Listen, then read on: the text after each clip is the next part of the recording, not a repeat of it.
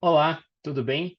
Vamos começar mais um Go Talks, dessa vez com uma visita ilustre que a gente teve a honra de receber no episódio 21 e está voltando com a gente agora nesse novo formato, totalmente digital, para conversar um pouquinho.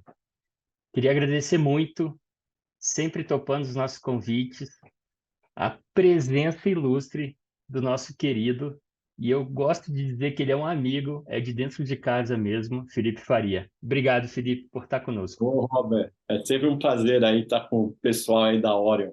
Que bom, que bom. Felipe, a gente já teve uma conversa na semana do GBC, você teve uma conversa com a gente no nosso podcast, falou um pouquinho sobre o GBC. Queria que você atualizasse um pouquinho a gente dos números do GBC. Eu fiquei surpreso e a gente tinha alguns números no Brasil maiores que as médias mundiais, né? Quando no outro É, podcast você colocou para a gente. Então coloca para a gente como é que está esse cenário do GBC dentro do Brasil, dentro do mundo, como é que estão as inovações. você sabe, Robert, eu acho que a gente chegou num momento no movimento de Greenville, a gente está há 16 anos, né? E nós fizemos uma reflexão aí do que foi esse um pouquinho dessa linha do tempo, né? E engraçado que, em termos de números, realmente, Brasil é um destaque. Uma das principais, o primeiro dado de impacto é quando a gente analisa a certificação internacional LEED, que está em 186 países, tem o Brasil como o quinto maior mercado, com o maior número de empreendimentos, seja em processo de certificação ou já certificados, né? E são muitos prédios corporativos, agora plantas industriais, centro de distribuição logística, varejo, tem tipologias diversas que participam desse movimento aí no Brasil todo. E uma análise que a gente tem feito, discutido o que foi essa linha do tempo. Inicialmente, o nosso principal desafio foi quando trabalhar com o termo sustentabilidade, desenvolvimento sustentável, construção sustentável, era desmistificar um pouquinho o que as pessoas entendiam no primeiro momento que ela escutava a palavra sustentabilidade. Porque automaticamente a gente conecta com responsabilidade social e ambiental e a gente esquece o pilar econômico. É uma harmonia entre os três pilares. Nós precisamos ter ganhos econômicos, senão não é sustentabilidade. Pode ser um projeto belíssimo de responsabilidade social, um projeto belíssimo de responsabilidade ambiental, mas a ideia do sustentável é trazer os três pilares de forma harmônica. Ganha, ganha, ganha, nos três pilares, né? Então, acho que essa ideia de quebrar um pouquinho esse preconceito que tínhamos no passado e conseguir atingir um estado de melhor modelos de negócio, quando a gente fala em sustentabilidade na construção, esse foi o desafio. E aí a gente tinha um primeiro momento onde nós tínhamos que demonstrar que havia viabilidade financeira em você investir em eficiência. Porque tinha que ligar assim, a sustentabilidade custa mais caro, né? E aí é que começou aquela ideia de você analisar o custo de acordo com o ciclo de vida. Olha, vamos pensar que o prédio vai durar no mínimo 50 anos. Então, em 50 anos, 85% é custo de operação, apenas 15% é custo de construção. Então, você vai encontrar viabilidade de investir em eficiência, porque você vai ter, se você tiver que gastar um pouquinho mais na construção, você vai ter o payback no curto prazo, no máximo médio prazo. Então, esse foi o primeiro momento. E aí a gente começou a entrar bastante com prédios corporativos, né? Até por conta de alguns modelos de negócio que é o build-to-suit, né? Então, você me Uhum. visita, eu construo para você, e a gente assina um contrato de aluguel, já vai ficar alugado por 25 anos, mas a administração é minha. Então, eu que vou construir, eu É. vou operar. Então, eu vou investir em eficiência, né? Isso foi o primeiro momento. Um segundo momento, principalmente em praças como em São Paulo, que na questão de prédios corporativas, lajes corporativas, então, estão maduras, né? A gente começou a identificar diferenciais competitivos. Aumento de velocidade de ocupação, melhora na retenção, às vezes um prêmio por metro quadrado, quando o empreendimento tinha essas características de green building. Então, isso é diferencial competitivo, e aí realmente foram muitos plantas logístico, e de 2013 para cá desceu para para logístico, data center, planta industrial, varejo, certificando bastante, mas tem hospital, tem hotéis, tem edificações diversas. Pra você ter uma ideia em termos de números, ano passado, mesmo que era um ano eleitoral, então você tinha instabilidades de todas as partes, né? A guerra na Ucrânia, instabilidade econômica, instabilidade política. Mesmo assim, foi o nosso ano, o recorde histórico de novos projetos registrados no movimento. Foram Que legal. 219 pedidos. 219, a gente analisa bastante essa questão do número de novos projetos, que é o cara que vai começar a construir, né? Ele vai Uhum. começar a contratar uma empresa de arquitetura para simulação energética, os materiais. Então, tá no começo. Foram 219 novos empreendimentos. Aí eu estou incluindo também a nossa certificação para o segmento residencial, GBC Legal. Casa e Condomínio, né? Então, 219 novos empreendimentos no ano passado. Esse ano, 2023, nós tivemos um evento no começo do mês em São Paulo e fizemos o levantamento do que foi o número de novos projetos registrados. Fechamos o semestre com praticamente um registro novo a cada dia útil do ano. Se Isso. seguir nisso, a gente vai realmente passar o que foi no passado, né? E uma coisa bem interessante, Robert, que a gente tem visto é cada vez mais a presença do movimento nos municípios do interior dos estados. Então, não ficando mais restrito às capitais, Legal. às grandes cidades. Então, a gente tem visto cada vez mais também atividades em cidades do interior. Isso por conta que o varejo leva a isso, instituições como o Senac, Sesc, Senai, que certifica bastante, LEED, também ajuda a levar isso, e o próprio residencial também, né? Então, o movimento está ficando cada vez mais robusto e consolidado. Que legal.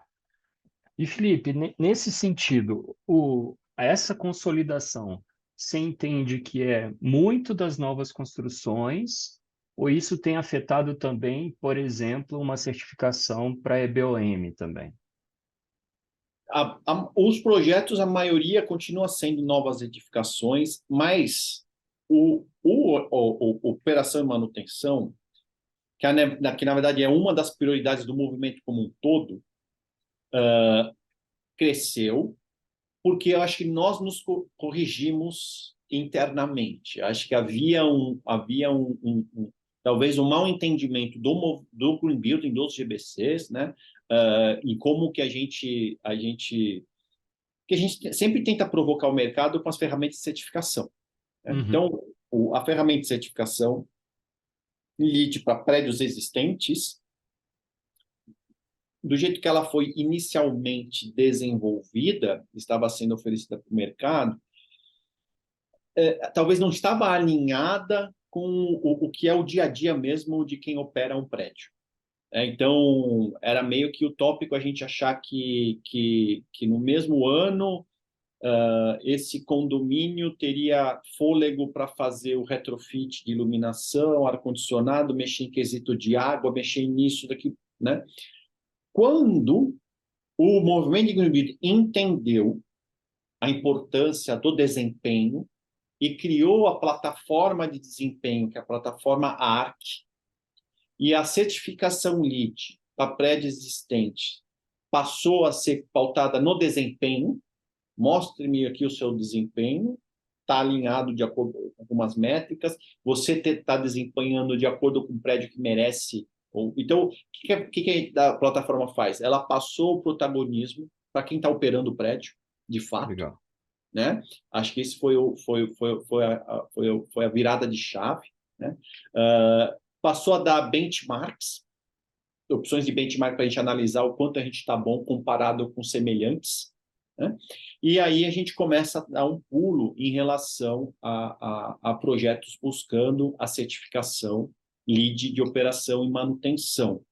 E aí vem desde projetos já certificados, que aí vai lá e depois de 5, 6, 7 anos, então vamos ver se a operação está legal, ou se ajustes que precisam ser feitos, ou projetos que não têm nenhuma certificação e está entrando agora. Esse ano, um projeto icônico que ele ele já tinha feito uma certificação existente e fez a recertificação, melhorando o seu desempenho, foi a sede do BNDES no Rio de Janeiro. Que legal.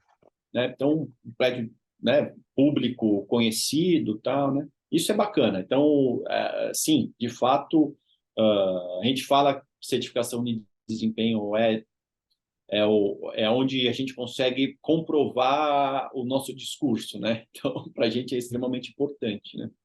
Entendido. A gente tem trabalhado muito e um dos nossos negócios é a manutenção e operação de edificações, e a gente percebe muito isso, que o uso de parâmetros de sensoriamento, de tecnologia, de comparação, ela traz para você um olhar diferente. Então, a gente tem desenvolvido algumas coisas aqui dentro, principalmente nessa área de. Eu acredito assim que a gente está mudando um pouco a empresa, ela está deixando de ser uma empresa de manutenção e operação e ser uma empresa de data drive. Então, assim, esse dado é uma coisa muito importante para a gente, né? E aí a tomada de decisão, quando você fala assim, ah, o payback vai ser curto mesmo, que a gente consegue mostrar, ó. A gente gastava X, está gastando Y. Com esse ajuste, a gente está gastando menos Y. E aí fica cada vez mais eficiente isso. Nesse sentido, você entende que esse caminho que o GBC levou para o EBOM, usando a plataforma Arc, vai trazer o benefício, por exemplo, quando a gente media no Portfolio Manager, que a gente colocava os dados ali, pô, eu estou bem, estou mal, vale a pena eu fazer um retrofit, não vale a pena. O Arc vai trazer isso para operadores como a gente, nesse caminho de falar assim, é bom, você vai para o caminho da certificação, vai, faz um retrofit e já tira uma certificação diferente e já caminha para a certificação de operação. Com certeza. Não, o ARC e esse tipo de ferramenta, de plataforma, de benchmark, não é só certificação, né? O próprio ARC ele está conectado com, por exemplo, ratings de ESG do mercado de fundos de investimento, que é o GRESB, Global ESG Benchmark for Real Estate, né? Então, investidores que analisam desempenho de portfólio. Então, eu imagino que aí na Orion vocês devem ter clientes que têm várias edificações ali que vocês administram, né? Então, quanto que, além de você fazer uma grande análise de oportunidades de eficiência, de redução de despesas, você consegue entregar para eles um relatório robusto de sustentabilidade, conectar isso com ratings de ESG mundo afora, até podendo valorizar os seus assets, o rating deles para eventual compra de um novo asset, ou venda de um asset, ou captação de recursos para investimento. Então, acho que essa proximidade, né, do Orion com essa plataforma internacional, né, e o protagonismo, né, porque seria a primeira empresa brasileira com essa parceria, né? Eu acho que está tudo dentro do que a gente vê para o futuro. O que a gente muito discute hoje em dia? Net Zero. Net Zero, Net Zero. O Net Zero nada mais é do que certificação de desempenho. Net Zero é certificação de desempenho. Então, para você conseguir ser net zero em qualquer coisa, seja água, seja energia, seja emissão, pensando na operação do empreendimento, que a operação é, de fato, o que mais, em termos até de emissão de CO2, carbono incorporado é 1/3, 2/3 é o que acontece na operação do prédio, né? Então, é de extrema importância se você for analisar a discussão sobre o ponto de vista de mudanças climáticas, então onde está inserido o tema do Net Zero. Isso é certificação de desempenho. Prédios sem essa inteligência de coleta de dados, de ter esse suporte dessa inteligência de leitura de dados, passar o feedback do que pode ser feito em termos de oportunidade de redução, conectar isso com benchmark. Essa ideia de prédio inteligente, sem isso, você não vai ser net zero. Não tem como ser uma certificação de desempenho anual, né? Então, a gente entende aqui muito claramente que esse tipo de tecnologia é peça-chave para uma discussão de zero. Dos principais, hoje, aqui no Brasil, a gente iniciou, estamos pensando no zero energia, né? Então, a gente tem ali, então, só para dar um exemplo, um dos principais projetos de zero energia aqui no Brasil é do ensino adventista na região sul, né?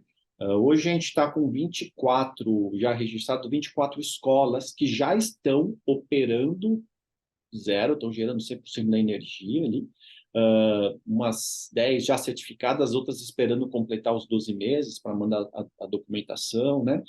Você fala, qual que é o principal investimento dela? Não é o principal investimento, não é necessariamente o painel fotovoltaico que está gerando energia no telhado de cada uma dessas 24 escolas, mas o principal investimento foi a eficiência energética e a otimização da gestão da energia. Eles conseguiram reduzir 50% da demanda deles por energia. Aí, depois disso, que investiu no fotovoltaico, né? Então, é muito claro que Net Zero, que é o que está sendo buscando, é essa certificação de desempenho e esse conceito de Smart Building, sem ele não tem Net Zero. O legal é que muitas vezes as pessoas entendem que ela vai ser eficiente fazendo alguma ação de investimento, e muitas vezes ela cortar a unha é É, uma ação de eficiência muito mais é. efetiva, e a partir daí ela consegue sim ir para essa questão do net zero, né? Pensando nesse sentido, a plataforma Arc, ela vem para esse arcabouço de comparação. Ah, eu estou bem, eu estou ruim. Eu estou performando bem, eu estou performando ruim. Ela entrega outras, porque você falou assim, de um relatório muito mais completo. Então, assim, o que eu percebo? Que a plataforma Arc, ela está trazendo muito mais do que só a certificação. A certificação é um pedaço dela, mas eu vou trazer uma série de outros dados, informações, insights que vão me ajudar em outras áreas para eu chegar na certificação, sim, isso é um propósito, mas que me ajudam em outras áreas também. Seria isso, então. Seria isso.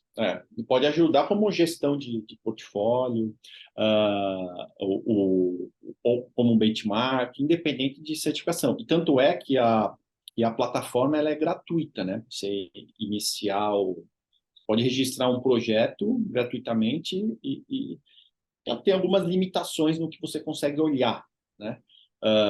Mas a ideia é que seja uma plataforma que possa propiciar isso, né?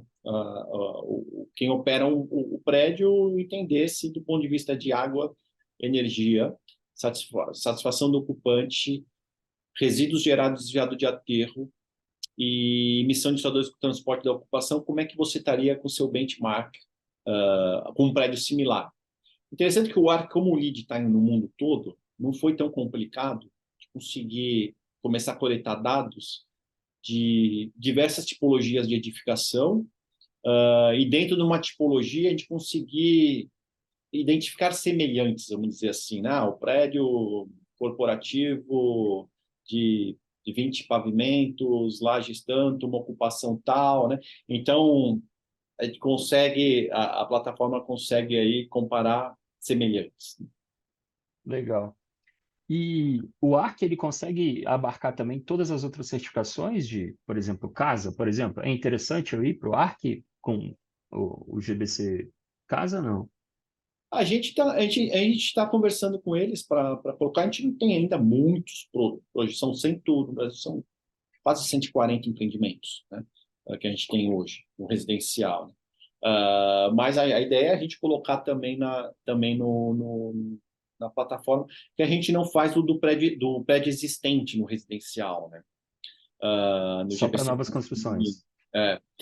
Mas a gente ajudou a colocar tem uma iniciativa bem interessante aqui dos parceiros do Green Building, que é o Guia de Rodas, uh, que é a questão de acessibilidade nos ambientes de escritórios ou varejo, acessibilidade em geral, mas algo que vai muito além do que é norma de acessibilidade, né? Então, é a experiência de quem está demandando acessibilidade, assim, a experiência real da pessoa. E tem a certificação guia de rodas, né? E hoje está dentro do ARC também, para você ter uma ideia. Ali também está dentro dentro do GRASP e que pode ser avaliado via ARC, né? O ARC conversa com vários outros. Uma outra coisa que a gente está conversando com eles, e a gente vai até ser estimulado pela essa parceria com o Orion, é de incluir o benchmark o resultado de benchmark energético feito pelo CBCS e Eletrobras no Brasil. Se não me engano, são 14 ou 15 tipologias diferentes, né? Incluir esses benchmarks também no ARC para projetos brasileiros. Então, para o projeto registrado aqui no Brasil, visualizar esse algoritmo do benchmark energético e também ter um comparativo em relação a ele, como que você está em relação a desempenho. Então, ela vai facilitar todo esse tipo de iniciativas, até relacionado ao ente público, né? Voltadas à eficiência energética, a gente poder usar isso e ter uma plataforma para operacionar esses estudos que são feitos. Que legal. Bom demais, Felipe. A É, gente está caminhando aqui para o final, para a gente não ficar tão extensos no bate-papo. Se for o caso, a gente faz outro e depois a gente faz outro. Queria agradecer demais sua disponibilidade de estar batendo esse papo, esclarecendo esses pontos com a gente. Eu acredito muito nessa parceria, então acredito que a gente vai crescer juntos e o juntos é desde Vila Lobos, SNC, Portinari, a gente já vem caminhando com isso, né? Nesse processo, buscando tanto eficiência como resultado. Você falou no início da questão financeira, eu brincava muito que as pessoas falam que sustentabilidade é o verde, né? E aí eu ficava brincando, é as verdinhas no bolso, né? Porque, assim, exato. a gente tem que ter esse resultado financeiro, sim. Então, Felipe, queria abrir para você, deixar suas palavras finais aí desse nosso bate-papo. Não, eu acho que assim, o que a gente tem falado, né, as tecnologias da Orion, a gente está falando bastante de benchmark, falando muito em smart building, inteligência, né? E a gente tem falado que agora terceira fase do movimento de green building é a inteligência. A gente fez um levantamento, que também ano passado, 22% dos projetos certificados atingiram o LEED Platinum, que é o mais alto nível da certificação. No mundo, só 8% consegue chegar. O Brasil já está com mais de 10% de tudo que foi certificado platino. E ano passado foram 22%. Hoje, a gente está com uma média de 29% de tudo que a gente está certificando, 29% sendo platino. A gente fala assim, pô, o que é isso? Isso é investimento em inteligência. Inteligência de arquitetura, de engenharia. Quando a gente investe em inteligência, a gente abre espaço para inovação e tecnologia e maximiza os resultados em eficiência. Então, o que a gente conversou aqui está muito dentro do que é essa nova fase do movimento, investimento de inteligência. E a gente não consegue entender um prédio, green building, sem investir em tecnologias de sensoramento, automação, de leitura de dados, de suporte na operação predial. Acho que isso é condição sine qua non. Então, acho Perfeito, que a conversa tá muito dentro daquilo que a gente espera ver acontecer para os próximos anos e vai acontecer com certeza. que legal. Obrigadão, Felipe. E rapidinho a gente já vai ter uma próxima, né? Fico no aguardo, ansioso. Fechado então. Um abraço, Felipe. Até. Um Tchau, gente. abraço. Obrigado por participar, por assistir a gente.